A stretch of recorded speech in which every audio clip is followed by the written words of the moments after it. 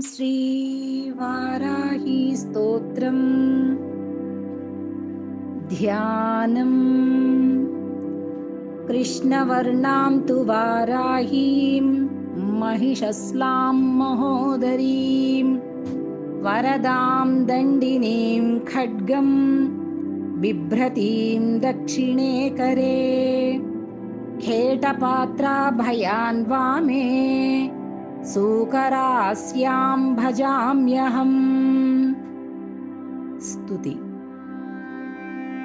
नमोऽस्तु देवि वाराही जयैकारस्वरूपिणी जपित्वा भूमिरूपेण नमो भगवतः प्रिये।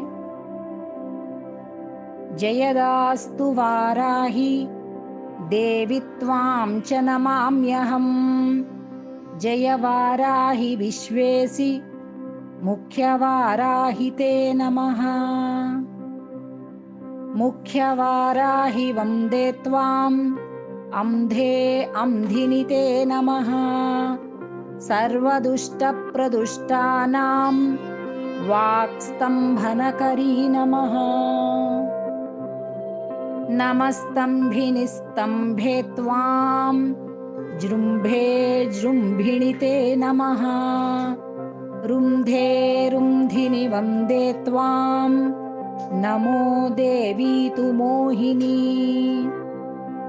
स्वभक्तानां हि सर्वेषां सर्वकामप्रदे नमः।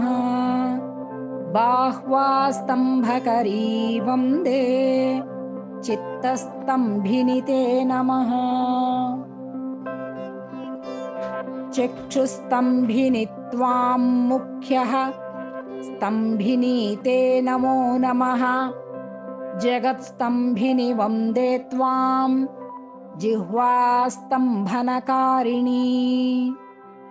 स्तम्भनं कुरु शत्रूणां कुरु मे शत्रुनाशनम्। शीघ्रं वश्यं च कुरुते योऽग्ने वाचात्मके नमः।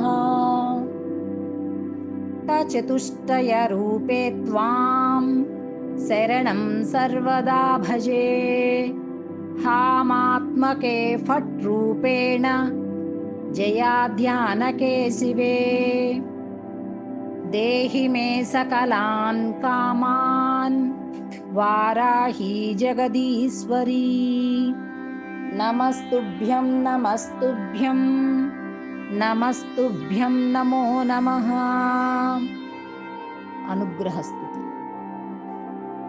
किं दुष्करं त्वयि मनोविषयं गतायां किं दुर्लभं त्वयि विधानवदर्चितायां किं दुष्करं त्वयि प्रकृत्स्युतिमागतायां किं दुर्जयं त्वयि कृतस्तुतिवादपुंसाम्।